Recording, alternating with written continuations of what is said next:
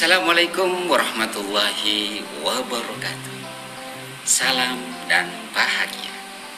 Ibu bapak guru hebat, pada kesempatan kali ini saya akan memaparkan koneksi antar materi, yaitu kesimpulan dan refleksi modul 1 Filosofi Pendidikan Nasional Ki Hajar Dewantara. Dalam kesempatan ini ada beberapa hal yang ingin saya refleksikan. Yang pertama adalah mengenai asas pendidikan Ki Hajar Dewantara.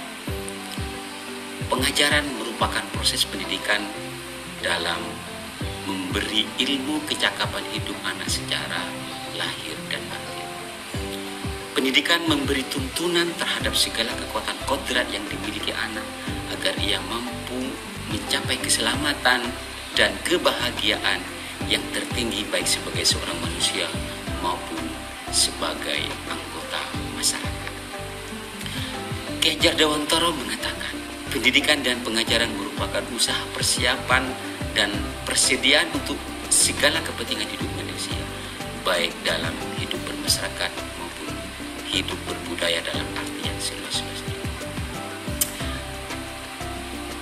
Tujuan pendidikan yaitu menuntun segala kodrat yang ada pada anak agar mereka dapat mencapai keselamatan dan kebahagiaan yang setinggi-tingginya baik sebagai manusia maupun sebagai anggota masyarakat.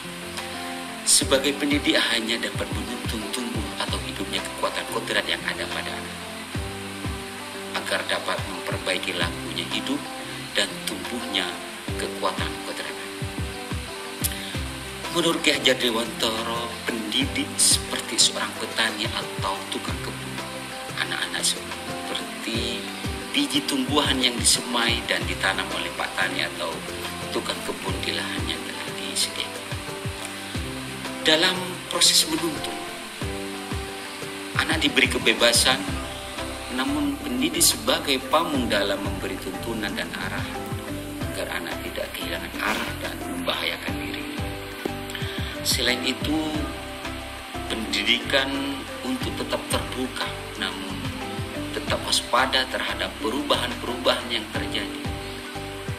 Jadi jangan hanya meniru, tapi harus diselaraskan atau disaring dengan tetap mengutamakan kearifan lokal sosial budaya yang ada di daerah setempat, yaitu di Indonesia.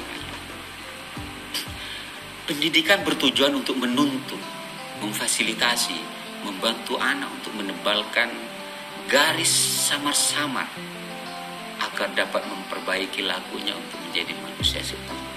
Jadi anak itu bukan kertas kosong yang bisa digambar sesuai keinginan orang dewasa. Juga mengenai kodrat alam yang berkaitan dengan sifat dan bentuk lingkungan di mana anak berada. Sedangkan kodrat zaman berkaitan dengan isi dan irama. Pendidikan anak sejatinya menuntut anak mencapai kekuatan kodratnya sesuai dengan alam dan zaman. Dari kodrat zaman, pendidikan saat ini menekankan pada kemampuan anak untuk memiliki keterampilan abad 21. Sedangkan dalam memaknai kodrat alam, maka konten pengetahuan yang diadopsi sejatinya tidak bertentangan dengan nilai-nilai kemanusiaan dan konteks lokal sosial budaya Indonesia yang beragam. Menurut Ki Hajar Dewantara juga, terkait budi pekerti atau watak atau karakter, itu merupakan perpaduan antara gerak pikiran, perasaan, dan kehendak atau kemauan hingga menjelma sebagai tenaga. Juga dapat diartikan sebagai perpaduan antara cipta, karsa, sehingga menciptakan karya. Keluarga menjadi tempat yang utama dan paling baik untuk melatih pendidikan sosial dan karakter baik bagi seorang anak. Peran orang tua sebagai guru, penuntun, dan pemberi teladan menjadi sangat penting dalam pertumbuhan karakter baik. Budi pekerti melatih anak memiliki kesadaran diri yang utuh untuk kemerdekaan diri dan kemerdekaan orang lain.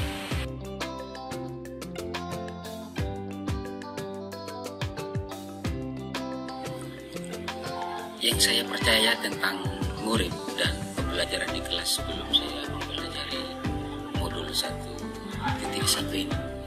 Yang pertama, selama ini saya berpikir bagaimana peserta didik saya dengan materi-materi yang saya berikan. Mereka dapat mengerjakan semua tugas dengan baik dan tentunya memperoleh nilai yang bagus.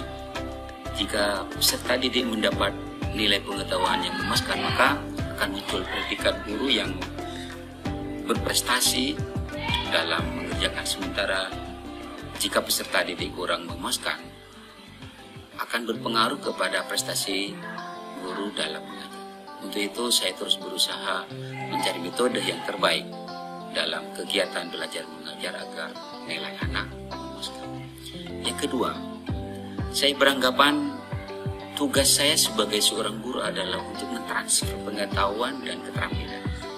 Pembelajaran adalah proses membuat peserta didik aktif. Pembelajaran terpusat pada peran guru sebagai sumber.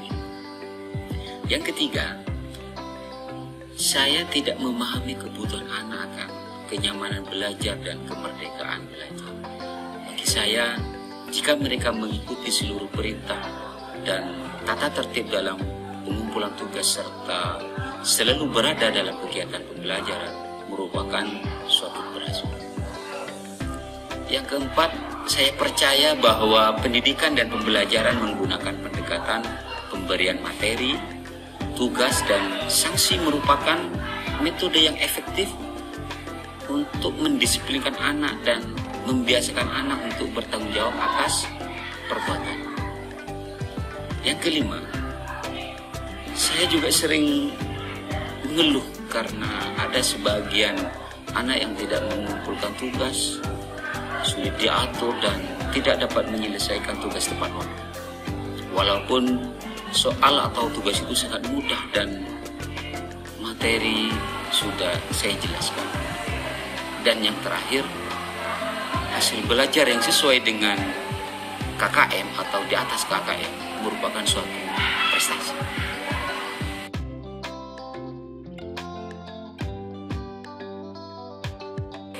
Yang berubah dari pemikiran atau perilaku saya setelah mempelajari modul ini, setelah saya ikut pendidikan guru penggerak dan mempelajari modul 1.1 tentang filosofi dan pemikiran pendidikan menurut Ki Hajar Dewantara, saya berpikir bahwa selama ini saya hanya tahu sekilas tentang semboyan ing ngarso sing tulodo ing madya mangunkarso kekuri handaya, tanpa mencari tahu makna yang begitu dalam yang terkandung di dalam. Pendekatan pendidikan dan pengajaran dalam bentuk sebatas pemberian materi, tugas, dan pemberian sanksi akan menimbulkan ketidaknyamanan dan menghasilkan pribadi pemberontak, cuek, malas, dan rendahnya daya juang serta jiwa berkompetensi dalam diri. Sistem Amung menuntut kesabaran dalam penerapan. Saya menyadari kekeliruan bahwa selama ini memandang anak sebagai objek dalam pembelajaran. Seharusnya merekalah subjek pembelajaran, merekalah pemegang kendali pembelajaran. Menyadari bahwa setiap anak itu istimewa dan memiliki potensi dalam diri. Nah, dari sini yang merubah saya adalah saya mulai membenahi mindset atau pola pikir saya mulai dari diri sendiri.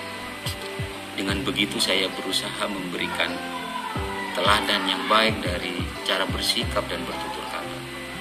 Bahwasanya seorang anak mengamati perilaku kita dan mendirinya. Oleh sebab itu, saya harus memiliki karakter yang positif agar anak sebagai peniru lebih berkarakter positif. Yang kedua, saya mencoba menggali kodrat dan minat bakat anak. Menyadari bahwa setiap anak itu adalah unik dengan segala kelebihan dan kekurangan yang mereka miliki. Mulai belajar menuntun, mengarahkan dan membimbing mereka sesuai kodrat mereka. Tidak menjadikan KKM sebagai satu-satunya dasar pedoman berprestasi, melainkan bangun segala sesuatu yang mereka miliki. Yang ketiga, memberikan kebebasan bagi mereka, seperti memberikan kesempatan pada anak didik untuk berbicara dan mengungkapkan perasaan serta ide-ide anak. Dengan begitu, kita sebagai pendidik bisa menuntun mereka kepada tujuan pembelajaran sesuai kemauan mereka, yang tentunya kemauan yang menunjukkan sifat karakter positif.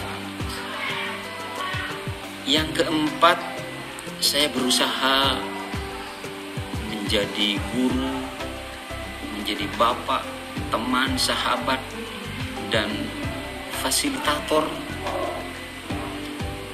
yang baik bagi mereka, sehingga muncul keterikatan emosional yang kuat, dan ini lebih memudahkan menuntun mereka sesuai kodrat mereka.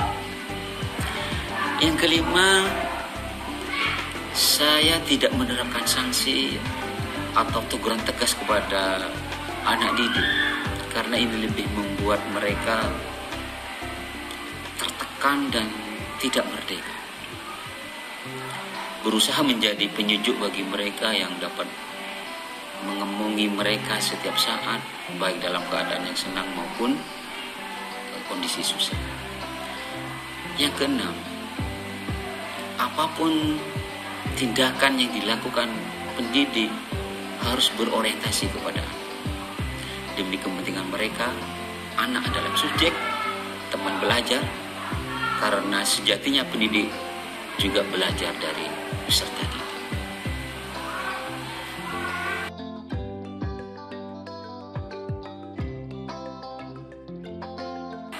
Yang bisa segera saya terapkan lebih baik agar kelas saya mencerminkan pemikiran Ki Hajar Dewantara adalah: yang pertama, mengidentifikasi karakteristik anak, mulai dari kebiasaannya, gaya belajar, kemampuan menyerap materi pelajaran, bakat atau minatnya. Juga meminta pendapat mereka tentang hal-hal yang menyebabkan ketidaknyamanan mereka untuk dapat belajar dengan baik. Yang kedua, merancang pembelajaran yang sesuai dengan kebutuhan peserta didik dan melaksanakan pembelajaran yang bermakna, menyenangkan, dan merdeka. Yang ketiga, memberikan suasana kondisi belajar yang nyaman dan menyenangkan. Yang keempat, menjadi teladan, memberi semangat serta memberi dorongan dalam menanamkan nilai karakter.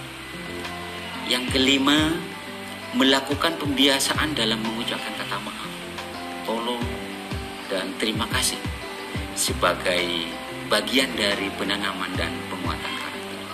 Dan yang terakhir, melakukan pendekatan secara emosional kepada peserta didik maupun orang tua guna mencari solusi terbaik di setiap kendala yang dihadapi anak dan bersama-sama mengasah minat bakat. Nah, untuk dapat mengimplementasikan mereka dalam merdeka belajar yang menghasilkan profil pelajar Pancasila membutuhkan proses dan waktu. Hal tersebut bukan hal yang mudah. Sudah waktunya untuk kita dapat melakukan perubahan-perubahan hebat dalam proses pembelajaran dengan tujuan untuk memberikan tuntunan terbaik kepada anak didik. Anak didik diberi kebebasan untuk bereksplorasi, berinovasi, dan mengembangkan potensi sesuai dengan kodratnya masing-masing. Dengan 3 semboyan Ki Hajar Dewantara, yaitu ing ngarso sutulodo, ing madya mangkarso tuturi handaya, dapat membantu tugas kita sebagai pendidik dalam memberikan tuntunan, arahan, serta bimbingan agar tujuan dari merdeka belajar dapat terwujud dengan baik. Itulah refleksi pemikiran Ki Hajar Dewantara. Salam dan bahagia. Wassalamualaikum warahmatullahi wabarakatuh.